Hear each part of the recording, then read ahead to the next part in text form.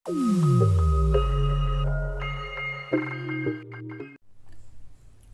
दोस्तों, इस वीडियो में मैं आपको जानकारी दूंगा कक्षा 10वीं के अध्याय 7 प्रश्नावली पहला का ये तीसरा प्रश्न है और बहुत ही इम्पोर्टेंट है। ये प्रश्न जो है छत्तीसगढ़ में 2018 में पूछा गया था और ये तीनों सेट में आया था, ए, बी और सी में। तो इस प्रश्न को देखते हैं कैसे सॉल्व करना है। यहाँ पे देखिए मैं हल दिया है, लिख चुका हूँ और इसको हम लोग दर्शाएंगे ग्राफ में। इससे पहले वीडियो में मैं आपको बता चुका हूँ कि कैसे इसके दूसरे प्रश्न को आप सॉल्व कर सकते थे। अभी तक आपने नहीं देखा तो वीडियो के डिस्क्रिप्शन में या फिर इसके ऊपर जो आई बटन दिख रहा है उस पर आप जाके देख सकते हैं। चलिए देखते हैं इस प्रश्न को कैसे सॉल्व करना है। सबसे पहले तो देखिए ग्राफ में हमको दर्शाना है। ग्राफ पेपर आपको मार्केट में मिल जाएगा और बुक में भी आप देख सकते हैं किस प्रकार से ग्राफ पेपर शो किया गया है। यहाँ पे हम लोग जो प्रश्न सॉल्व कर रहे हैं, तीसरा प्रश्न, इसको मैं टेम्परेरी एक ग्राफ यहाँ पे बना लेता हूँ और ये जो ग्राफ होगा ये दो चीज़ों पे आधारित होगा, माने दो चीज़ों से मिलकर बनाया गया। एक है समय और एक है साधारण ब्याज जो कि रुपए में दिया रहेगा। तो चलिए सबसे पहला काम जो है हम लोग यहाँ पे ग्राफ बना लेते हैं, ठीक है ना। इस प्रकार से मैं यहाँ पे ग्राफ बना लेता हूँ और उसके बाद आपको बताऊँगा कि कैसे आप लोग इसको ग्राफ में दर्शा सकते हैं। तो चलिए देखते हैं। सबसे पहले यहाँ पे दो अक्ष ले लिया मैं। एक अक्ष का नाम मैं ले लेता हूँ x और दूसरा अक्ष का नाम दे देते हैं y।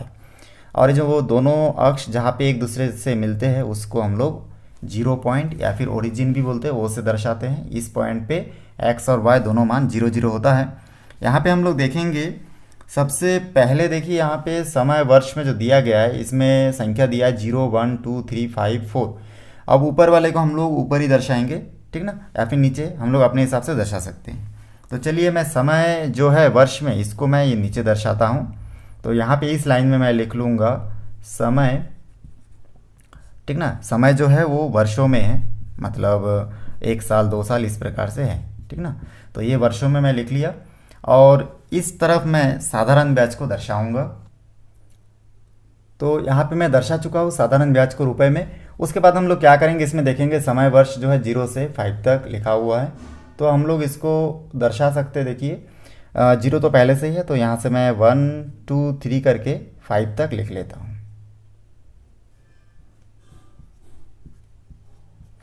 5 तक मैं लिख चुका हूँ।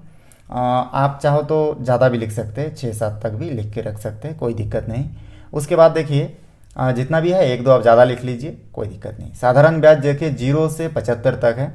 अब अगर मैं इस ग्राफ में 0 से एक एक करके लिखूंगा, 0 1 2 3 4, तो हमको बहुत ज़्यादा लिखना पड़ेगा। उतना गैप हम लोग इसमें हमको दर्शाने में दिक्कत होगा।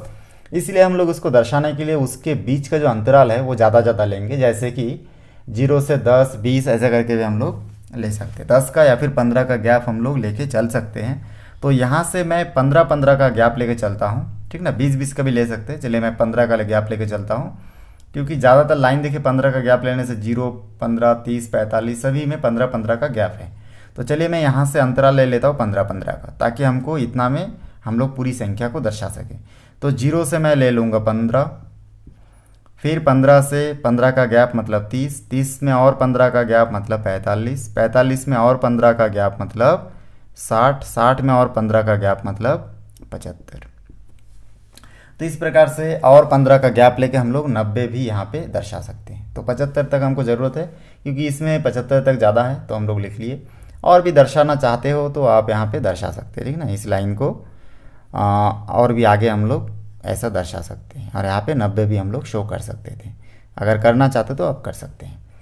अब चलिए इसके बाद हम लोग आगे देखते हैं क्या क्या है। सबसे पहले 0 और 0, 0 और 0 मतलब समय और साधारण ब्याज दोनों का मान जब 0 0 था, मतलब यहाँ पे था, ठीक ना, इस पॉइंट पे। तो इस पॉइंट को हम लोग 0 0 पॉइंट मान के चल सकते हैं।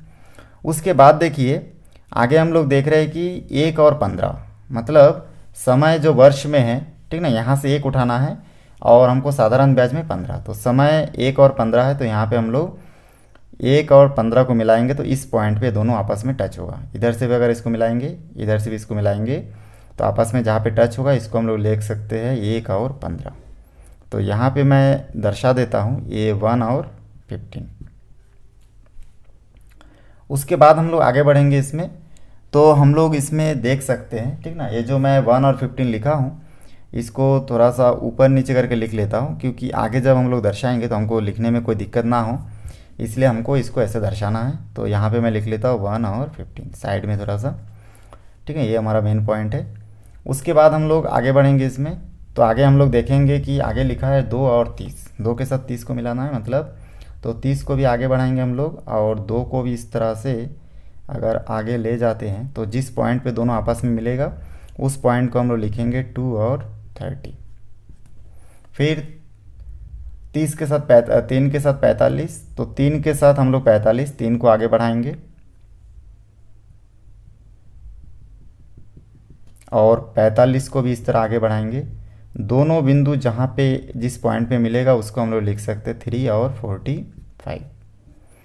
इसी प्रकार से आगे 4 और 60 लिखा है, ठीक ना। साधारण ब्याज में 60 होना चाहिए, समय वर्ष में 4, तो समय के सीधा में 4 हम लोग पिकअप करेंगे, यहाँ पे पिक करेंगे, और इस प्रकार से इसको मिलाएंगे।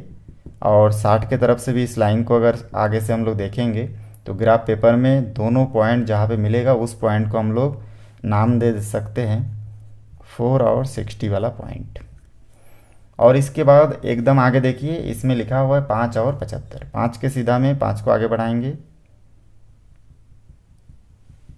और 75 को भी इस तरह से आगे हम लोग जहाँ पे उस लाइन को आगे बढ़ाएंगे, तो जहाँ पे दोनों आपस में टच होगा वो हमारा मेन पॉइंट होगा कितने का, 5 और 75 का।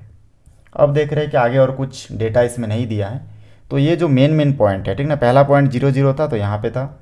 अब इस मेन पॉइंट से स्केल रखेंगे, या फिर हम लोग ऐसे मिलाते जाएंगे, पहला पॉइंट, दूसरा, तीसरा, ऐसे करके सभी पॉइंट को आपस में मिला देंगे।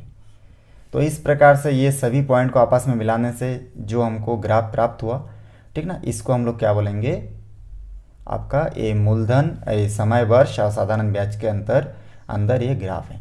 तो देखिए बहुत आसान है। यहाँ पे मैं हाथ से बनाया तो ये थोड़ा तिरछा इधर उधर हो गया होगा।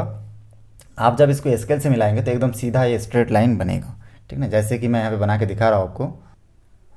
तो यहाँ पे आप देख सकते हैं कि मैं इस स्केल को ऐसे सीधा रखा, ठीक ना, इस पॉइंट के सीधा रख के अगर इन सभी पॉइंट को मैं ऐसे लाइन से मिलाऊंगा, ठीक ना, तो एक स्ट्रेट लाइन प्राप्त होगा।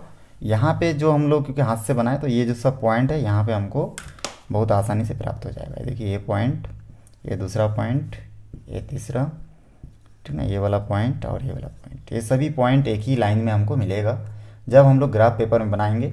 तो इस प्रकार से दर्शा सकते हैं आप। तो यही हमारा ग्राफ के रूप में दर्शाना होगा।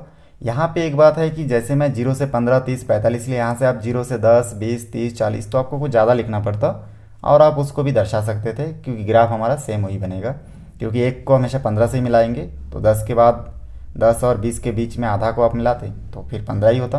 कुल मिला के उसमें भी ग्राफ सेम इसी प्रकार बनता। तो इस वीडियो को शुरू से आखिरी तक देखने के लिए बहुत बहुत धन्यवाद।